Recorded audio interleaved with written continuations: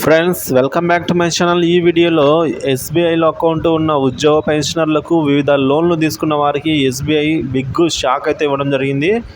మరి పూర్తి వివరాలు తెలుసుకుందామా? వీడియో ఎక్కడ స్కిప్ చేయకుండా చివరి దాకా చూడండి, అప్పుడే ఇన్ఫర్మేషన్ అర్థమవుతుంది.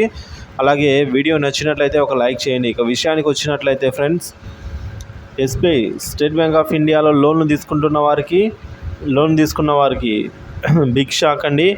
అన్ని కాల వ్యవధుల రుణాలపై అయితే margin cost of funds lending rate అంటే ఎంసీఎల్ఆర్ అంటారు. దీనిని ఎస్బీఐ అయితే 10 బేసిక్ పాయింట్లు పెంచింది. సో ఇది నిన్నటి నుంచి అమల్లోకి వచ్చిందని అయితే తెలుపుతుంది సంస్థ.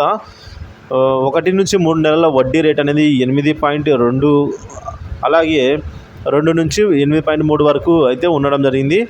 6 నెలల నుంచి వడ్డీ రేట్ అనేది 8.55 నుంచి 8.65కు అయితే పెరిగింది.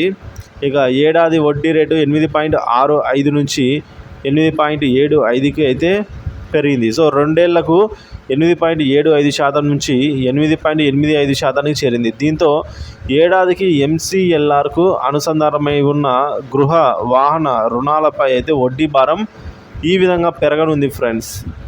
సో మనకు తెలిసిందే, స్టేట్ బ్యాంక్ ఆఫ్ ఇండియా ఎప్పటికప్పుడు అన్ని బ్యాంకులు కూడా ఎప్పటికప్పుడు తమ వడ్డీ రేట్లను అయితే సవరించుకుంటూ వస్తూ ఉంటాయి.